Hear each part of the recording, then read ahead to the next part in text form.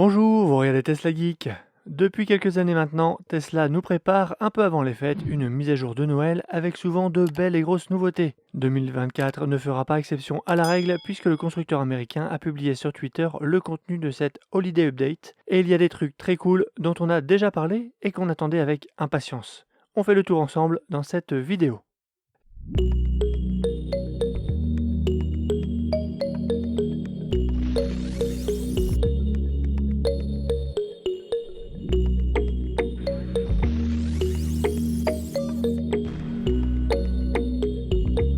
Tesla est en complète maîtrise de sa chaîne de production sur le plan matériel et logiciel, ce qui permet à la marque de faire évoluer régulièrement et en profondeur les fonctionnalités de ses autos. Et cette mise à jour le prouve une fois de plus et son déploiement commence dès la semaine prochaine. J'ai hâte.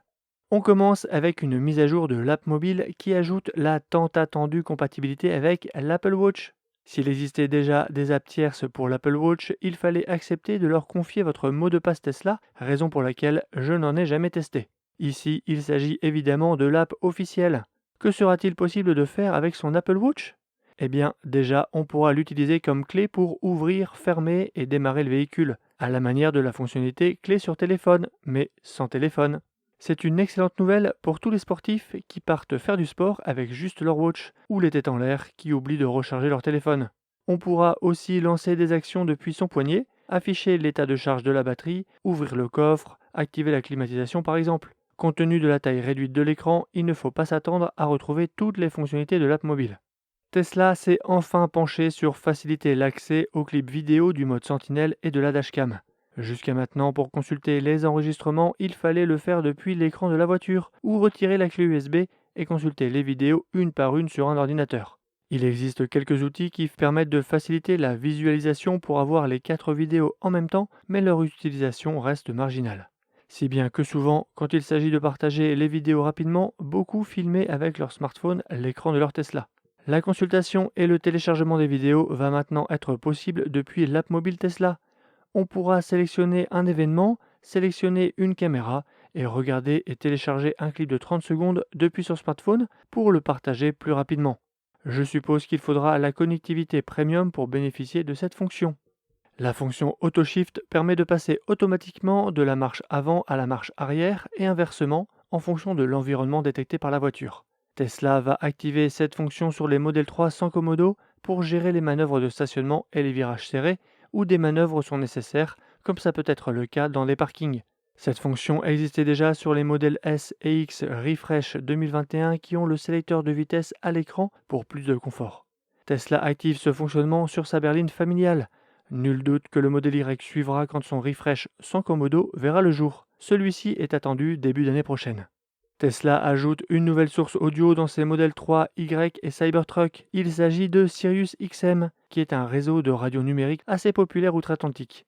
Celui-ci n'est à ma connaissance pas disponible en Europe. Nouvelle fonctionnalité qui existait déjà chez certains concurrents et qui permettra à certains de faciliter leur gestion de l'énergie sur long trajet. Il sera possible de définir le pourcentage de batterie dont on souhaite disposer à l'arrivée à destination. On en avait déjà parlé dans une récente vidéo.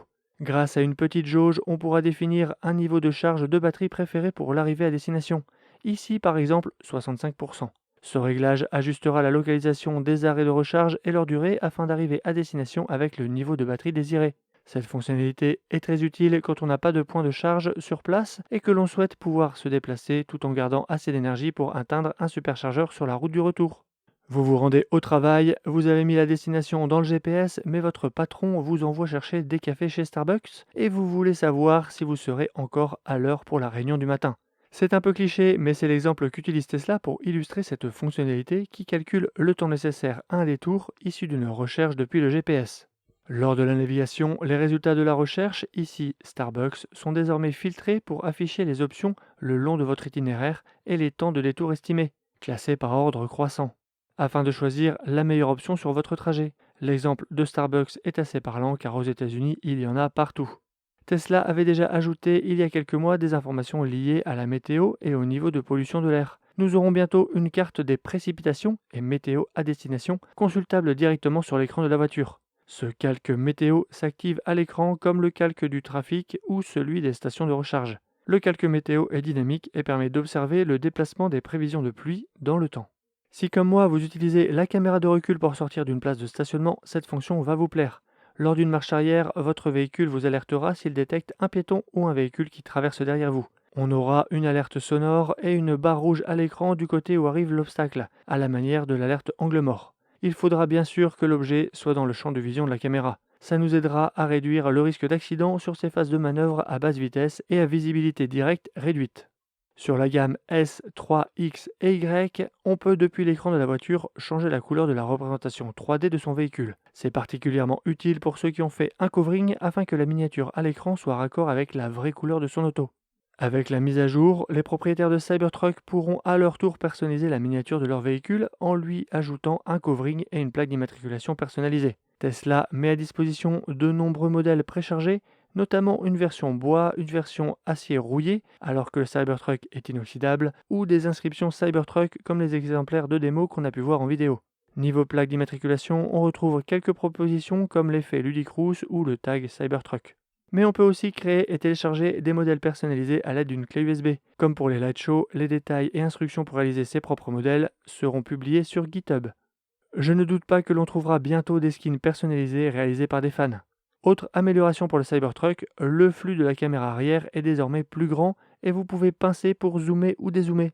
Il sera aussi possible de jouer depuis l'écran arrière du Cybertruck. J'ignorais d'ailleurs que ce n'était pas possible. Le mode Santa débarque pour les fêtes sur le Cybertruck. Déjà dispo sur la gamme Sexy, la miniature de la voiture se transforme en traîneau du Père Noël et les clignotants font un bruit de clochette. Ici, c'est Optimus qui tient les rênes du traîneau. De nouveaux light shows débarquent pour les fêtes et on pourra les déclencher à distance depuis l'application Tesla sans devoir entrer dans la voiture. Maîtrisez la voie du boomerang et découpez en rondelles vos amis dans le nouveau jeu d'action multijoueur frénétique Boomerang Fou. Visiblement, on incarne un de nos aliments favoris et il faut découper d'autres aliments avec son boomerang. On continue dans la rigolade avec le coussin péteur. Faites une farce à vos amis à chaque nouvelle détection de fesses posée sur un siège. Un bruit de paix sera émis dans la voiture. On pouvait déjà le faire sur demande et via le clignotant. C'est idiot, mais ça fait toujours rigoler les enfants. On termine avec un lot de petites nouveautés.